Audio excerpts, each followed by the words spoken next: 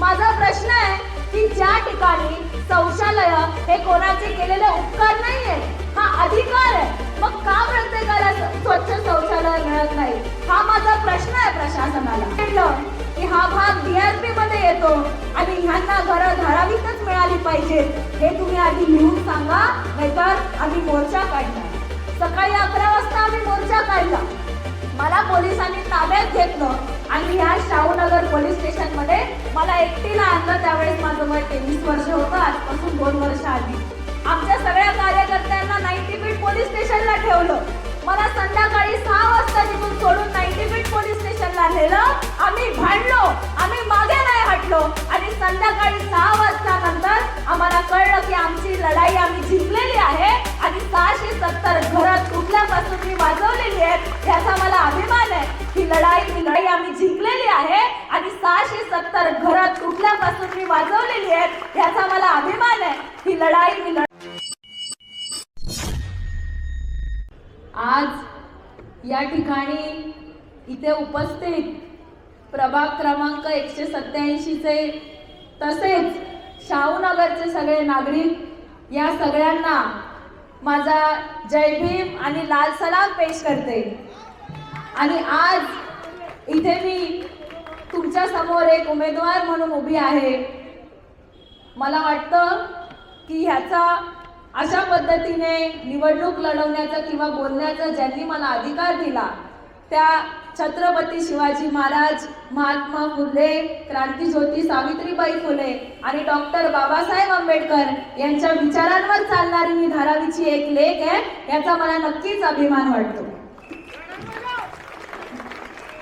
आणि ह्या सगळ्या महापुरुषांना विनम्र अभिवादन करून मी माझ्या भाषणाची सुरुवात करते.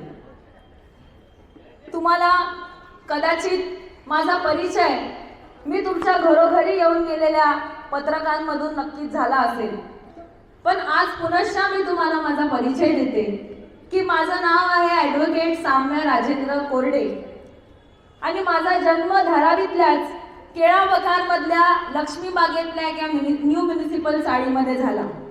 तिथेच मी लहानाची मोठी झाले. माझ्या वडिलांचा जन्म पण धारावीतल्या 90 फूट रोडवरचा आणि म्युनिसिपल चाळीमध्ये मोठी होत असताना मी विविध प्रश्न त्या ठिकाणचे सार्वजनिक नळावरचे, सार्वजनिक शौचालयावरचे बघितलेले आहेत माझ्या डोळ्यांनी आणि अनुभवले. आणि आज मी मोठी होत असताना, धारावीत काम करत असताना, धारावीमधल्या समस्या जाणून घेत असताना मला या गोष्टीचा विचार करावा लागतो की जेव्हा मी 5 वर्षाची होती तेव्हा पण हेच प्रश्न होते आणि आज मी 25 वर्षाची झालेली आहे तरी पण हेच प्रश्न आहेत. आणि त्यासाठी कुठेतरी ही लढाई राजकीय सुद्धा आहे हे मला वाटतं आणि त्यासाठी राजकारणात उतरून काम करावं हे मला वाटतं. माझं शिक्षण सायनमधल्याच DS हायस्कूलमधून झालं. त्यानंतर माटुंग्यामधल्या रुईया कॉलेजमधून मी माझं BA पॉलिटिकल सायन्सचं शिक्षण पूर्ण केलं आणि माझ्या वयाच्या 18व्या वर्षापासूनच कॉलेजमध्ये शिकत असताना मी विविध सामाजिक राजकीय विषयांवरती काम करायला लागले. समाजामध्ये असलेले जातीपातीचे प्रश्न, विषमतेचे प्रश्न हे संपले पाहिजेत, जाती धर्माची तेढ नसली पाहिजे, CNRCचं आंदोलन असेल यामध्ये मी माझा हिरिरीने सहभाग नोंदवणं हे माझं कर्तव्य समजले. आणि माझ्या वयाच्या 21व्या वर्षानंतर माझं ग्रॅज्युएशन पूर्ण झाल्यानंतर मी माझं वकिलीचं शिक्षण माटुंगा रोडच्या रुपारेल न्यू लॉ कॉलेजमधून करत असताना मी धारावीमध्ये काम करायला लागले. आणि इथे बसलेल्या काही माझ्या महिला ह्याच्या पुरावा आहेत की मी सकाळी कॉलेजला जायचे, त्यांचे मला फोन यायचे आणि मी दिवसभर धारावीमध्ये काम करायचे. आज धारावीमध्ये गोष्टी इतक्या वाईट पातळीला गेलेल्या आहेत की नगरसेवक ज्या ठिकाणी नाले साफ करायला 10 माणसं हवीत त्या ठिकाणी 5 माणसं दिसतात. 5 माणसांचे पैसे कुठे जातात हा माझा प्रश्न आहे. माझा प्रश्न आहे की ज्या ठिकाणी रेशन कार्ड बनवण्यासाठी 20 रुपये लागतात तिकडे 10-10 हजार रुपयाच्या नोटा कशा काय मोजल्या जातात हा माझा प्रश्न आहे. माझा प्रश्न आहे की ज्या ठिकाणी शौचालय हे कोणाचे केलेले उपकार नाहीये, हा अधिकार आहे, मग का प्रत्येकाला स्वच्छ शौचालय मिळत नाही, हा माझा प्रश्न आहे प्रशासनाला. आणि मी हे फक्त भाषणात बोलत नाहीये, मी मागच्या 4 वर्षापासून ह्यावरती काम केलेलं. विविध परिसरांमध्ये मी शौचालयाचे तुटलेले शेड दुरुस्ती केलेले. मी लोकांच्या नागरिकांच्या वीज बिलाचा प्रश्न सोडवले. मी नागरिकांचे रेशन कार्ड 20 रुपयामध्ये बनवलेले आहेत, ह्याचा मला अभिमान वाटतो. आज लोकांच्या ज्या घरावरती टांगत्या तलवारी आहेत ती आपली घरं तुटतील. राजीव गांधी नगर मधल्या 670 घरांना महानगरपालिकेने सर्वे करून तोडक कारवाईची नोटीस पाठवली. आम्ही आंदोलन छेडलं की हा भाग DRP मध्ये येतो आणि ह्यांना घरं धारावीतच मिळाली पाहिजेत, हे तुम्ही आधी लिहून सांगा, नाहीतर आम्ही मोर्चा काढणार. सकाळी 11 वाजता आम्ही मोर्चा काढला. मला पोलिसांनी ताब्यात घेतलं आणि ह्या शाहूनगर पोलीस स्टेशन मध्ये मला एकटीला आणलं. त्यावेळेस माझं वय 23 वर्ष होतं, आजपासून 2 वर्ष आधी. आमच्या सगळ्या कार्यकर्त्यांना 90 फीट पोलीस स्टेशनला ठेवलं. मला संध्याकाळी 6 वाजता तिथून सोडून 90 फीट पोलीस स्टेशनला नेलं.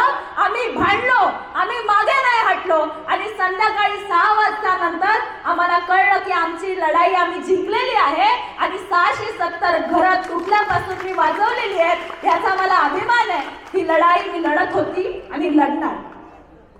आज निवडणूक आहे. आजपासून 3 दिवसानंतर सकाळी 8 वाजल्यापासून 15 तारखेला मतदान सुरू होईल आणि कोणाला मतदान करायचं हा आपल्या सगळ्यांसमोर प्रश्न आहे. आज विविध उमेदवार रिंगणात उतरलेले आहेत. आज आपल्या समोर काँग्रेस पक्षाचे उमेदवार आहेत आणि आज आपल्या भागातून 1 वर्षापूर्वी विधानसभेची निवडणूक झाली. आपण ज्यांना भरघोस मतदान केलं त्या डॉक्टर ज्योती एकनाथ गायकवाड, ज्यांनी नाव सुद्धा बदललं, गायकवाड नाव लावलं आणि आपली मतं घेतली, त्या आज धारावी मधल्या विविध वॉर्डमध्ये हा प्रचार करतात की धारावी मध्ये आज ठिकठिकाणी कचरा साठले, धारावी मध्ये सांडपाणी वाहते आणि धारावी मधल्या जमिनीचा प्रश्न आज तयार झाला. मला त्यांना हा प्रश्न विचारायचा आहे की तुम्हाला आम्ही मतं दिली, तुमची बहीण प्राध्यापक वर्षा एकनाथ गायकवाड यांना आम्ही आमदार म्हणून निवडून आणलं, तुमचे वडील एकनाथ गायकवाड यांनी या धारावीवरती राज्य केलं, मग तुमचंच कुटुंब इकडे 40 वर्षांपेक्षा जास्त वेळ राज्य करतंय, मग इकडच्या घाटीला आणि कचऱ्याला तुमचाच परिवार जबाबदार नाही काय? मग आम्ही तुम्हाला का मतं द्यायची? हा आमचा तुम्हाला प्रश्न.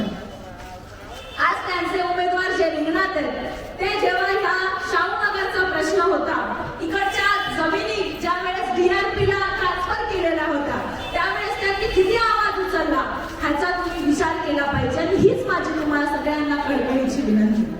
आज आपल्या समोर मैदानामध्ये महायुती, भाजपा आणि शिंदे गटाचे उमेदवार आहेत, त्यांना आपण का मतदान द्यायचं?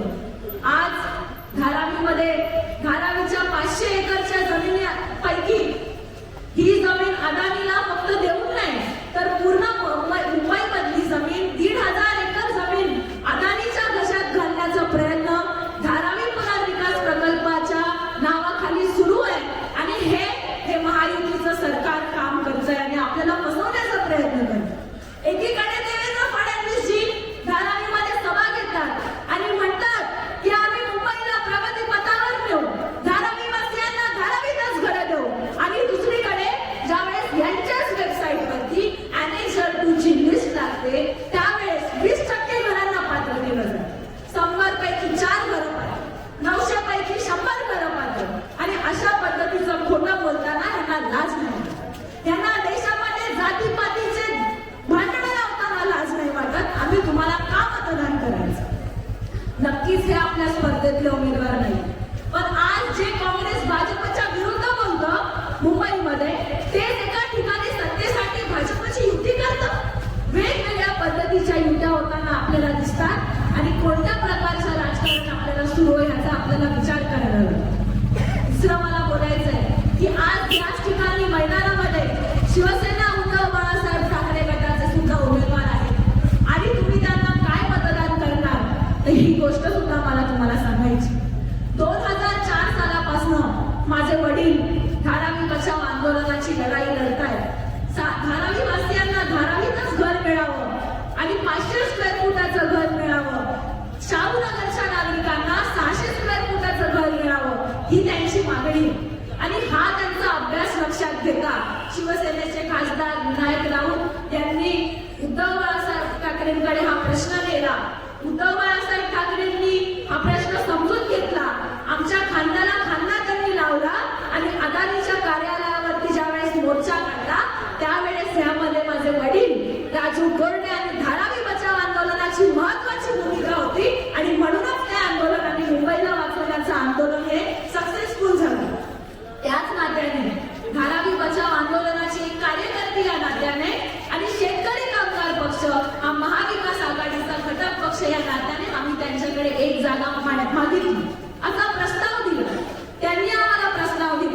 बाजूला की साम्या जर या प्रभागातून निवडणूक लढवत असेल तर ती नक्कीच माझी पहिली पसंत असेल आणि आम्ही तिला तिकीट देऊ. पण एकच अट की तिने मशाल चिन्हावरून तिकीट लढावं आणि पक्ष प्रवेश करावा.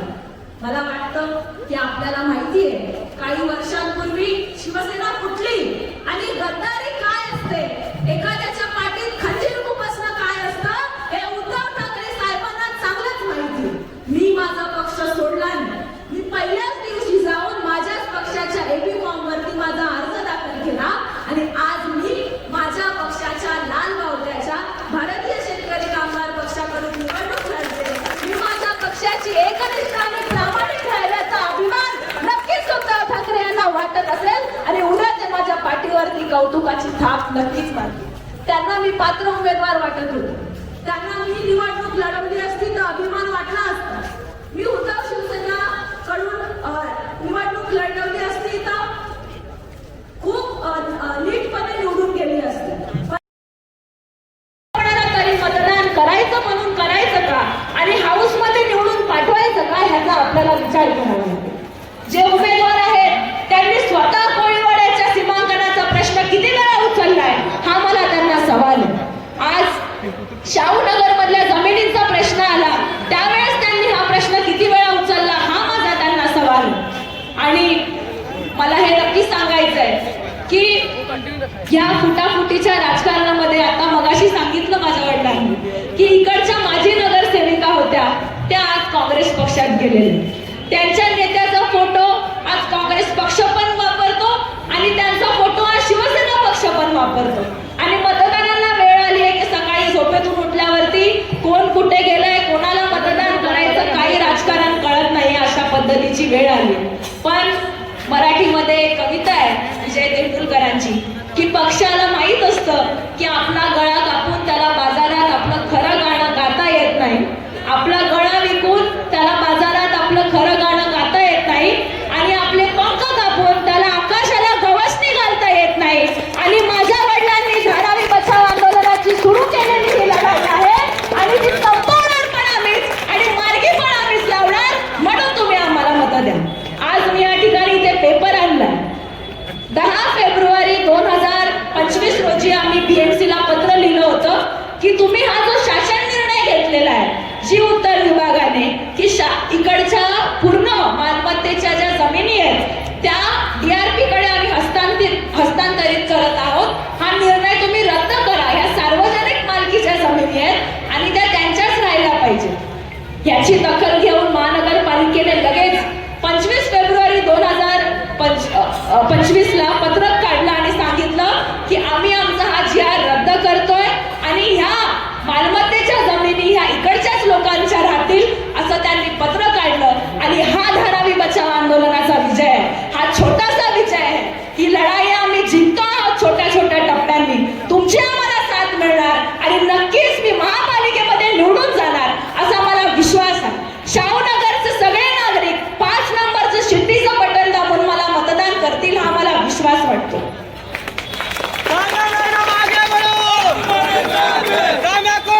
आज या ठिकाणी काम करत असताना 1 मिनिटात मी माझं भाषण संपवते की धारावी बचाव आंदोलनाची लढाई लढत असताना हे खूप धैर्याचं काम आहे. आम्हाला धमकीचे फोन येतात, तुम्ही इथे जाऊ नका, तिथे सभा घेऊ नका. आमच्या मानेवरती सुना घेऊन आम्ही ही लढाई लढतोय. पण न घाबरता लढू. प्रसंगी अटक होऊ, बलिदान देऊ, जनसुरक्षा सारखा कायदा आणलेला आहे तरी लढू. आम्हाला प्रेशर करतात की आम्ही तुम्हाला पैसे देतो, ऑफर देतो, तुम्ही थांबा, तुम्ही बोलू नका. पण आम्ही लढत राहणार आणि लढतच राहणार. आज नगरच नाही राहिलं तर नगरसेवकाला मत देऊन काय फायदा. आज जर तुम्ही आम्हाला प्रामाणिकपणे लढणाऱ्या लोकांना मतदान केलं नाही तर कदाचित धारावी वासियांची धारावी मधली ही शेवटची निवडणूक असू शकते हे मला तुम्हाला सांगायचंय.